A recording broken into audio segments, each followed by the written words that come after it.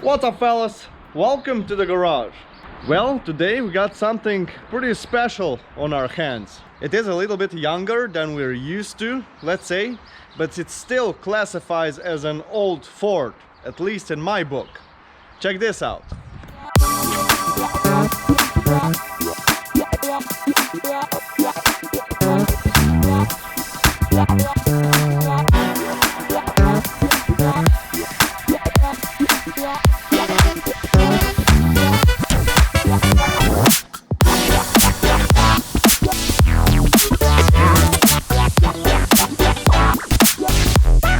Some people might not even recognize it, but this is actually an Escort. It's called Escort Express, or also Escort panel van. This Express version of the Escort is very rare, at least around here in Europe, you know. Maybe in, let's say, Great Britain it's more common, but here it's very unlikely to see one. I think this is the very first time I ever see one in person. This one is year 2000, and we can see by the front lights design it is the latest one, the facelifted one, and that's why I say this has to be one of the latest ones ever produced of the Escorts. You know, later the Escort was discontinued and replaced by Ford Focus, I think, which never came in Express version as far as I know. If we take notice of the body shape here, we'll see that this basically resembles the station wagon or estate version of the Escort, except this is actually higher here. You can see here this little slope, you see? So it is much higher in the back, but not only that, it's also wider, you see? Here the body is widened, hence it offers even more room here in the back. This one I didn't buy for a change, rather it is of a friend of mine from Germany. And as you can see here, he's made it in a little bit of a camper van. Nothing too much, but you can see we got a little vent here, so you can just open this to get some fresh air inside. Yeah, very minimalistic, but still very useful, you know. You can just step on the side of a road and take a nice nap here, right? He's also got a secondary battery here, I see. Not really sure about what he's using it for, but it doesn't really matter. It's a really nice bit of package, you see. You got plenty of room here, and yeah, I like it quite a lot, to be honest. We can take a quick look inside here as well. It's got this more, let's say, modern styled interior. If you know about the older Escorts, I'm talking Mark V, not Mark 1, right? But also Mark V has a quite different interior to this one. This is more like a, it almost resembles the Ford Focus interior. You see these switches and everything, it's pretty modern for an Escort. Also the steering wheel. Well, if you know the Escorts and the Ford Focus, you'll know what I mean. Anyways, we got these nice kind of sporty seats here. This I think is leather, kind of leather. And yeah, check this out. You have no barrier here, and it actually makes the whole thing quite spacious. But anyway, let's get to the point here. The reason my friend brought me this car is that he wanted to do an engine swap. And that's also why we got this pallet here. He actually brought the spare engine along, and I've already taken it out. That's why we got the intercooler here and some other parts, which we might or might not use for the conversion.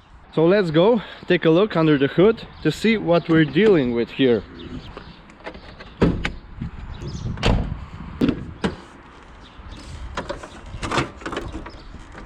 Will the bonnet kill me?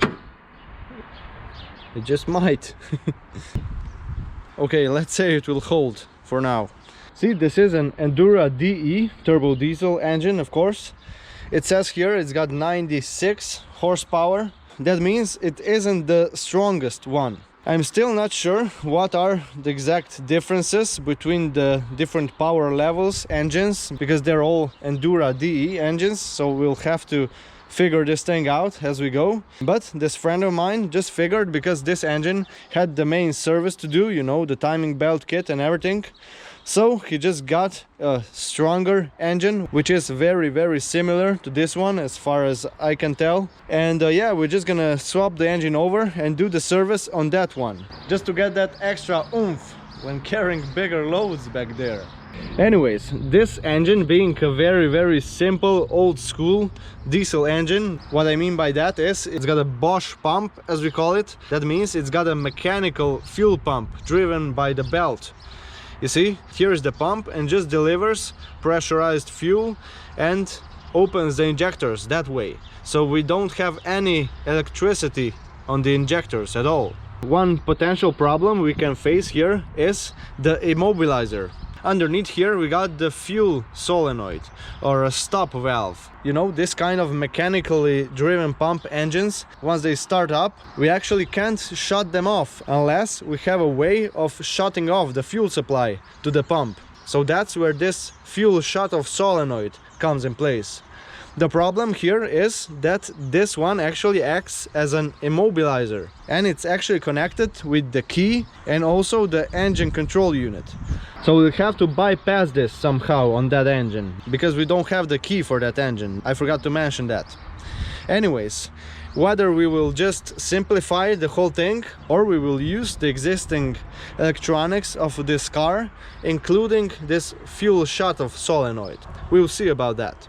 Anyways, before even starting to remove this engine, I want to make sure that we can actually start and run the other engine. So we'll be doing that first. Let's go ahead and see the replacement engine I got right there. And here it is, the power plant. You can see it's still attached to the gearbox, and that is correct, because we need something to the starter to bolt onto. So the first thing here I did is I had to remove this shielding you saw on that engine. It's actually exactly the same.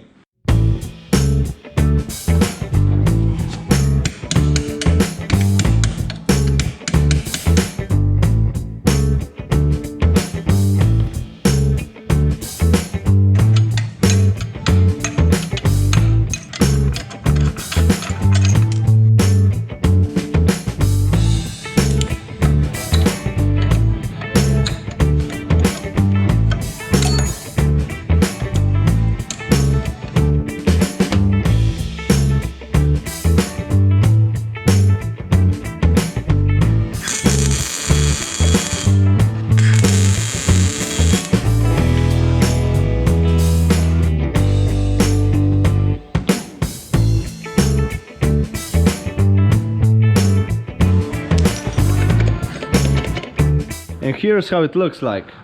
This is one piece of the shield, and here this comes fitted like so over this solenoid here. This is the original solenoid, and as you can see, it's got three thin wires going out of it. That means this has some kind of logic inside there, opposed to this one, which I have bought, you know, just in case if we couldn't get this one running, or rather that one, because again we don't have the key to match this one. I bought this one. See, this one is very simple. It's got only one terminal here, and you can open it just by supplying plus 12 volts here on the top. This will open it, and the fuel pump will be supplied with fuel.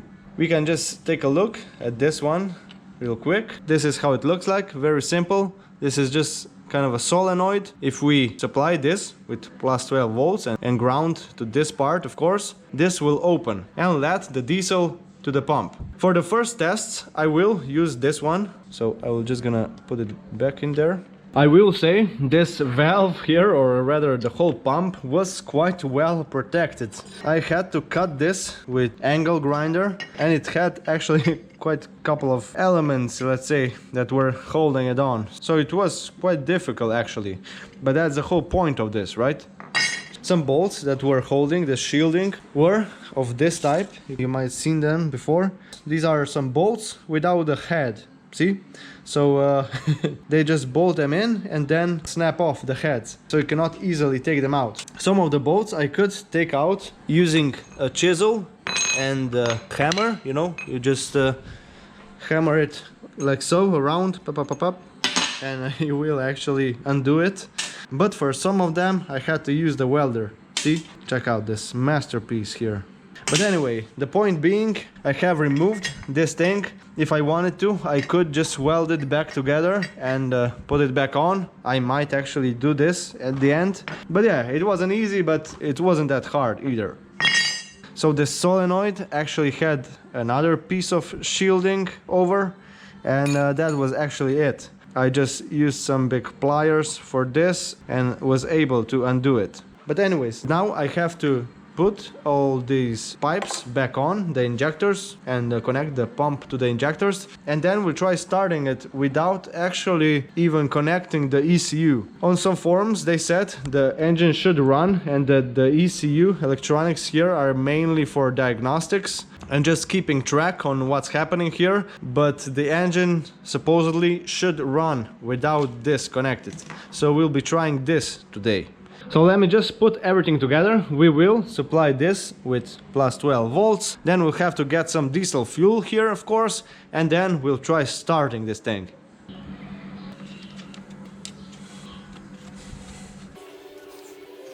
We're not gonna tighten these just yet, because we have to let the air out once we plug everything together. But these, we can tighten these.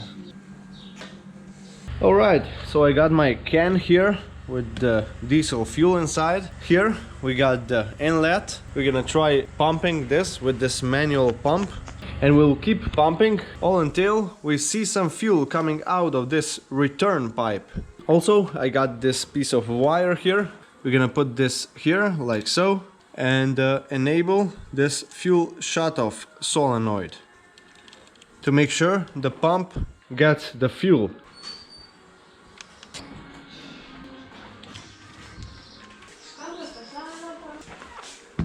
Alright, we got the battery right here. We're not gonna connect it just yet. First, let's try pumping this manual pump and see if we get any bubbles or anything here out of the injectors already. Alright, you can see here, it seems we got a leaking pipe. This is a return, but nonetheless, we're gonna replace this just to eliminate this leakage here. This one will have to do for now. Here. Now let's keep on pumping. This one is leaking as well. Let's replace this one also. Alright, pumping again. Okay, no more visible leaks and no diesel coming from the return. But this pump is getting kind of hard. So let's try enabling this fuel shutoff switch to let the diesel inside the pump. Okay, I hear something. Now we'll just leave this connected and then try pumping some more. Alright, we got the shutoff solenoid all energized and it should be open now. This pump just got softer and I think we do have some fuel coming out of the return. See? Yep, that's it. Alright, now we're gonna try powering the starter motor and turning the engine to really get the air out of these pipes here as well. Starter relay is this wire right here, so we just have to connect this to plus 12 volts here, the positive on the battery. So let's try and see if this engine will turn using the starter motor. Alright, the engine is turning alright, but we made a little mess here. This here is the servo steering pump, and yeah, it's blowing the ATF oil out. Let me just plug this so it will just circulate and not make a mess around here.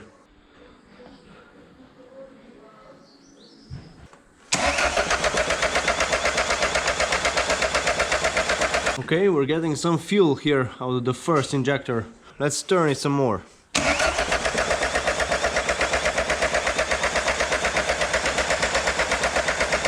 Almost there.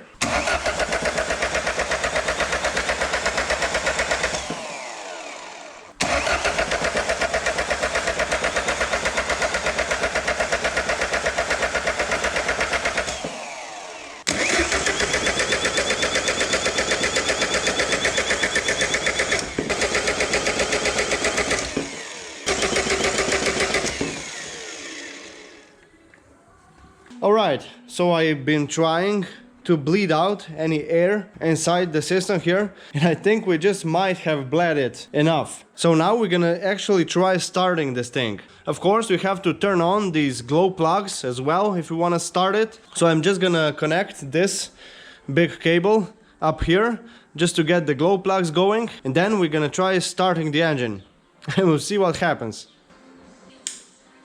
10 seconds or so should be sufficient. Okay.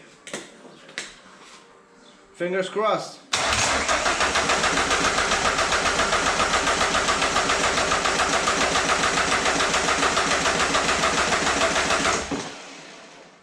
Nothing. Let's try bleeding it some more.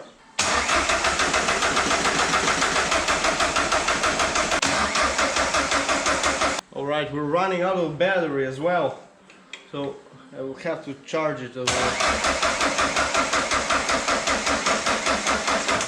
Yeah, that's it. I have to charge the battery now. Alright, let's try that again. The battery is somewhat full, so let's try bleeding the air out some more. Then we'll turn on the glow plugs and give it another shot.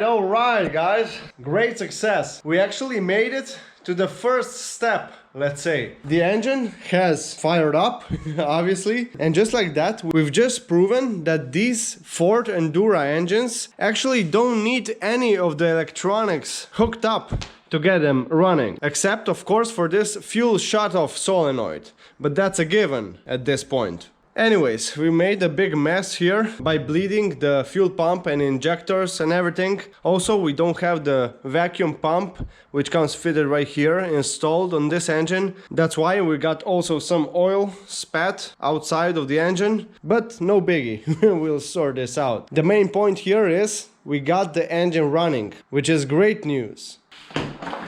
One thing I want to mention here is that it took quite some time to really bleed all the air out of the system. I actually struggled quite a bit to get this engine running and just kept troubleshooting some errors on my part. For example, at some point this hose here, the input for the pump, wasn't submerged totally in the diesel fuel, so it just kept pumping some air inside. So that was one mistake on my part. Also, it's worth mentioning that there shouldn't be any leaks on these piping here, because again, if we have some air in the system, these injectors simply won't open, because the fuel pump will just keep compressing the air and the injectors will never open. Even spraying some starting fluid in the intake won't help, because the engine simply won't run by itself. So anyhow, just like that, we've confirmed that the engine works and works reasonably well at that. So we can actually carry on with the engine swap. First of all, we will change all the belts here, also the timing belt and everything, to take real good care of this engine and make it run for a long time in that Escort Express van. Also, we will change all the filters, that is the oil filter and the fuel filter and so on,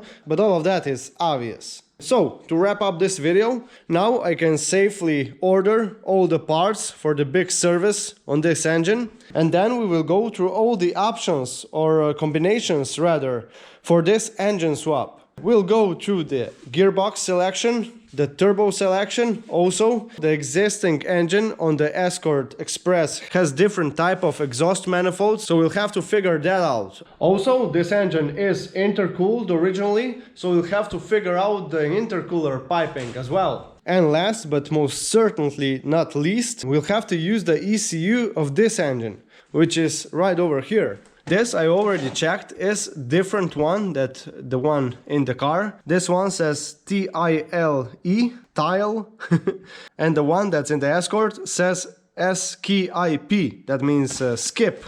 So I guess we will skip that one and just use this one. I think the engine wiring should be exactly the same, so I don't think we'll have to swap this out and just use the existing wiring, which will simplify things quite a lot. But anyways, that's it for this time. Join me next time when we'll be actually starting with the engine swap on this turbo diesel Escort Express van. As per usual, I invite you to like and subscribe if you're interested in this kind of stuff, and I'll see you in the next one. Be good!